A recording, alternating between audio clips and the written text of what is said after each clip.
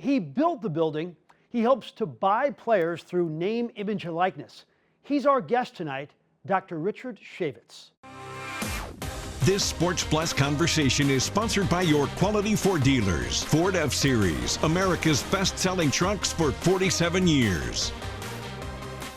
Chaifetz is now 16 years old. It feels brand spanking new.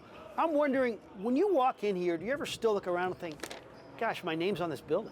It's still amazing to me after all these years. I mean, it was 2007, I think, that we opened. And I wish I could be here more often. It's a little tougher for me now that I spend more time in Florida. But yeah, it's a real high for me to come here. You absolutely enjoy the games. I mean, this is a great 2-hour release for you. I see on the sidelines, you're loving it, right? 100%. Yeah, I'm into the players, I'm into the refs, as you know, and I'm into us winning. I'm very proud of this team. I'm proud of our coach. I think we have a big potential this year, so I'm looking forward to this year. What's your best exchange over the years with an official? You don't want to know about that, but I almost got thrown out of a couple of games. Then, nicely, they went over to Chris May, and Chris advised him, don't throw that guy out. It probably wouldn't be good for the crowd. Probably would have got more crap than I was giving him. Because there are times where I see when you get fired up, it really does kind of like dictate what the crowd feels. Yeah, and I think the refs understand it to some extent, because I also compliment them when they get the calls right, when they're in our favor. Let me take you back in time when the Schertz hiring was about to happen. Chris May identified him early. Yep. When did you know this is the guy we got to go with? Very early. Once we started talking about names and his name came up, I started, feeling around, talking to people I know, talking to NBA players, NBA coaches, etc. I knew we wanted Josh. He was our number one choice. What did it for you? Was it a conversation, or what put you over the edge? His history, the way he coaches. I watched a lot of his games before we made the decision to go after him, and then my conversation with him was just right on. He reminds me of Rick Majerus in many ways, like a young Rick Majerus. I was going to ask you about that. Yeah. Majerus probably not quite as outgoing, but there are similarities. Josh thinks similarly to Rick. He knows the game, he's smart, he's strategic, and he's smart in other ways too, and I really respect that about Josh. So how often do you communicate with Josh now? Text, phone call, how often? Text, calls, both, periodically, more so around game time, less so when something's not happening. So you have done enough for this university to last 5 lifetimes. The problem is, with name, image, and likeness, it's a yearly thing. Right. What about your involvement in it? I'm heavily involved in NIL. And you're not going to back off? No way. I'm going to ramp up. In order to be a top team, NIL will drive the outcome. As much as we don't like that, or some people don't like that, if you're not willing to spend, you're not going to win in college basketball today. So we got to have the money to get the right players. You got to have the right coach, of course.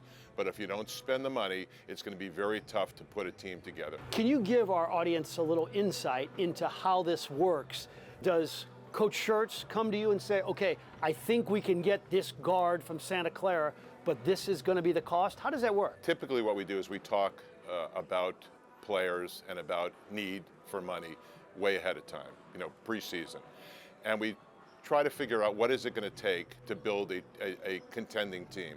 How much money does it take? And then you talk about the individual players. And sometimes you have to, come off of that a little bit. You have to tweak it a little bit. So it's an evolving process. But you go in knowing kind of what you're going to be doing. I want the audience to find out a little bit on why you're so heavily involved with SLU. You've told the story before, but right. Because of what they did for you, you will never forget that. Yeah, to make a long story short, when I was a freshman, parents were divorced. We didn't have any money. I was dirt poor.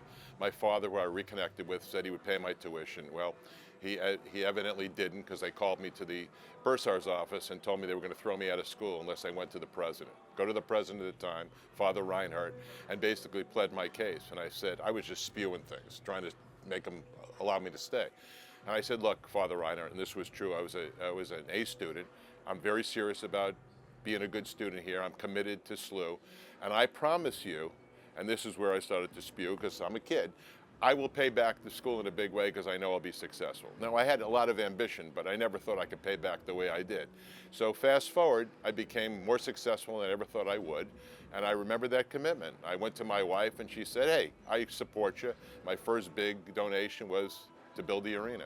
And since then, I did the business school and the entrepreneur center and a bunch of other things. So, you know, I'm all in at SLU. I love the university. It's been helped shape my life, and I'll never forget that.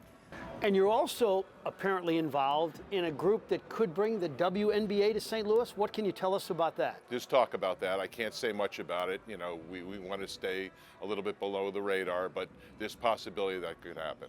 What about the NBA in St. Louis? I think St. Louis would be a great city for an NBA team. I don't think it's on their radar right now, but if you ask me, it's one of the top cities for a potential NBA team.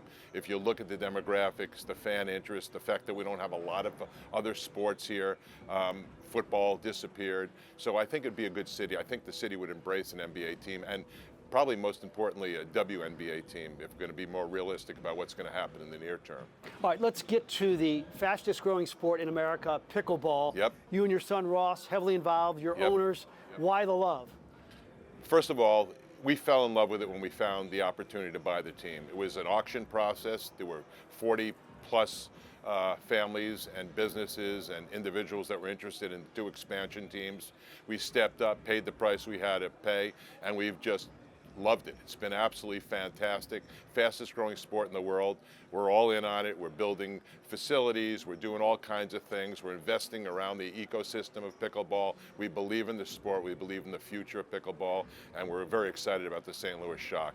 And we'll be having an event here in July. MLP is hosting at Chaifetz Arena. It'll be the largest event ever in MLP history, so we're really excited about that. And the key question is, what is your game like? How do you play? Are you any good? You don't want to ask about my game. I don't play enough, but I'm committed to getting better because I do love it, and I think I can be because I was a good athlete, but I got to put the time in. It's like anything else. You can't be good at it unless you spend time doing it. Finally, let's say a man and his son are at the game tonight, and his son says, who's that guy sitting front row that's really animated? What would you want the father to tell his son about who that is? That's a real good guy who lived up to his commitment, and his name is on the building, and he's real passionate about SLU. So watch him because you'll probably get a kick about how he acts tonight.